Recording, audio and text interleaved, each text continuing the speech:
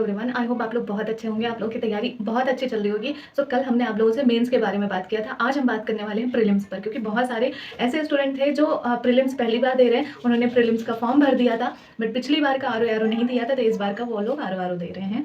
और साथ ही साथ आप लोग पीसीएस भी देना चाह रहे हैं। तो हम बात करने वाले हैं जो इस बार का प्रीलिम्स का पैटर्न था ना आप लोगों का, जो इस बार पूछा गया था कथन के तौर पे, वो बहुत सारे ऐसे क्वेश्चन डाल दिए थे। साथ ही साथ उनका पैटर्न कुछ अलग था, क्योंकि क्वेश्चन देखो तो ऐसा लग रहा था हाँ पढ़ा हुआ है, बट उसका जवाब नहीं आ रहा था। तो उसके जो है वो कैसे आप समझेंगे, उसके लिए क्या आप स्ट्रैटेजी रखें, क्या बुक लिस्ट रखें, आप उस वो मैं बात करने वाली हूँ। देखो, पहली बात तो मैं बता दूँ, आपकी बुक लिस्ट चेंज नहीं होनी चाहिए, सेम बुक लिस्ट होनी चाहिए। बट जो लोग बिल्कुल भी नहीं पढ़े हैं किताबें, ठीक है, जिनको हिस्ट्री के बारे में नहीं पता है कि जो है गांधी जी ने पहले क्या किया, बाद में क्या किया और उसके बाद क्या किया, वो कहाँ से आए, वहाँ क्या कर रहे थे, ऐसे मतलब उनको पूरा थ्योरी नहीं मालूम है।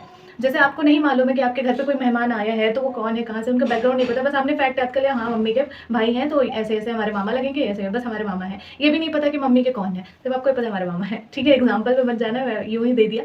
तो मतलब अगर आपको बैकग्राउंड नहीं पता है तो आपको बैकग्राउंड पढ़ने की ज़रूरत है, क्योंकि जो एक पेपर बनाया जा रहा है उसमें आपको डीपली नॉलेज, फैक्ट नहीं नॉलेज की ज़रूरत है, कि हाँ आपको हिस्ट्री के बारे में पता है, ठीक है। इसका मतलब आप अगर फैक्ट वाली चीज़ें पढ़ रहे हैं, वन लाइनर पढ़ रहे हैं, तो उससे बेड़ा पार नहीं होने वाला है। मैं आपको डिमोटिवेट नहीं कर रही हूँ, बट मैं आपको बता रही हूँ कि अगर आपको आगे मेंस में पीसीएस का लिखना होगा ना, तो थोड़ा तो आप पढ़े होंगे।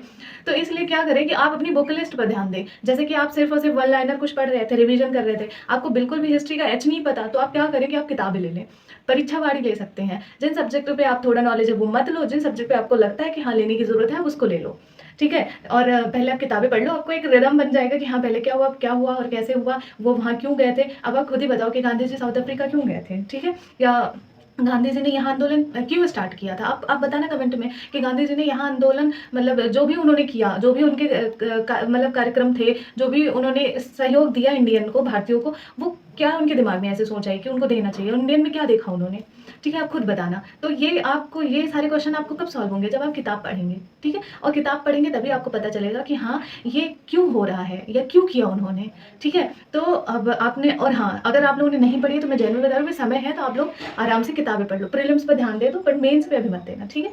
अगर आप लोग बिल्कुल भी नहीं इस फील्ड में जानते हैं तो परीक्षावाड़ी मैंने बता दी, आप उसको लेके पढ़ लो, परीक्षावाड़ी से निकल जाएगा पेपर।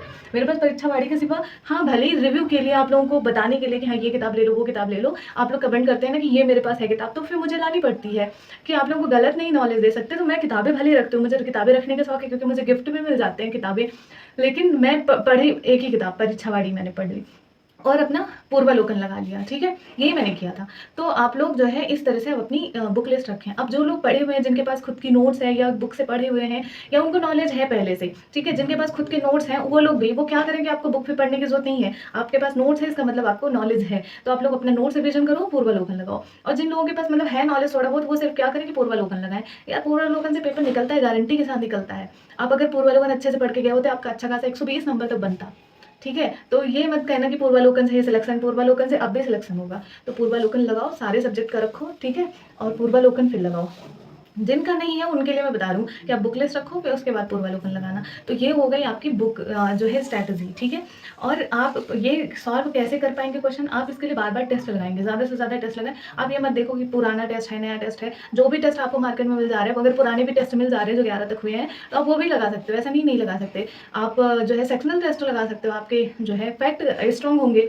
तो इस तरह से आप अपना जो है क्या नाम है, प्रीलिम्स आप अच्छे से अपना रेडी कर लेना। और रही हिंदी की बात, हिंदी के लिए आपको बिल्कुल भी कोई भी किताब लेने की जरूरत नहीं है। आपको हिंदी के लिए सिर्फ और सिर्फ आपका पूर्वालोकन है, ठीक है। पूर्वालोकन के सिवा अगर आप लोग कहीं और जाएंगे, कोई और किताब पढ़ेंगे, तो वो सिर्फ और सिर्फ आप अपना जो है अपने आप को पीछे ढकेल रहे हैं, क्योंकि जितनी बार आप पूर्वालोकन रिवीजन करेंगे उतनी बार कुछ ना कुछ नया मिलता है। साथ ही आपका इस बार का पेपर देखा था, सारा A to Z आपका पूर्वालोकन से फंसा था। पूर्वालोकन में हिंदी की बात कर रही हूँ, तो आपके 60 के 60 नंबर, यानी कि 65 प्लस 66 67 68 नंबर तक जो है आप पूर्वालोकन से ला सकते हो। तो पूर्वालोकन ही लगाओ, और अगर एकदम रटा हुआ है तो फिर कुछ और, या फिर मैं आपको अपनी नोट्स जो है वीडियो के माध्यम से प्रोवाइड करवा रही हूँ, आप मेरी नोट्स एक बार लिख लेना, ज़्यादा नहीं बताऊंगी, जो भी बता रही हूँ बहुत इंपॉर्टेंट उसमें बता रही हूँ। 10-10 मिनट की वीडियो है, तो आप आराम से उसे देख सकते हैं, लिख भी लेना, ठीक है। तो वो हो गया, आप अपना रेडी कर लेना। तो ये हो गया आपका प्रीलिम्स और मेंस के लिए। हिंदी के लिए, मेंस के लिए कल ही मैंने बता दिया था, तो आई होप आप लोग अपना जीएस के जो न्यू पैटर्न आपको जो लग रहा है ना, उस पे आप लोग कमांड करेंगे, ठीक है।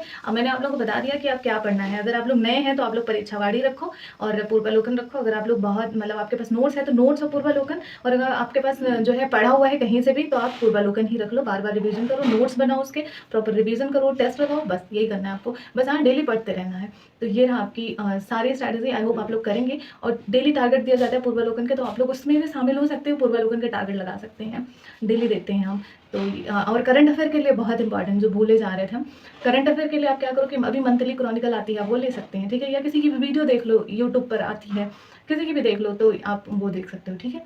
तो करंट अफेयर भी डेली आपको पढ़ने रहना है। जब इकट्ठे आपकी एग्जाम के समय में आपको जो है घटना सार और घटना चक्र आएगी तो वो पढ़ लेना, लेकिन अभी से करंट अफेयर पढ़ते हुए चलो। तो आई होप आप लोग के डाउट क्लियर हो चुके होंगे। तो अब हम नेक्स्ट आगे बात करते हैं किसी और टॉपिक पर। आप लोग बताइएगा। जो जूनियर की 5512 है उस पर भी हम बात करने वाले हैं, तो उस पर भी हम बात करेंगे। तब तक के लिए अब हम फिर मिलते हैं और इजाज़त चाहिए हमें, हम फिर नए वीडियो के साथ मिलते हैं। तब तक के लिए जय हिंद।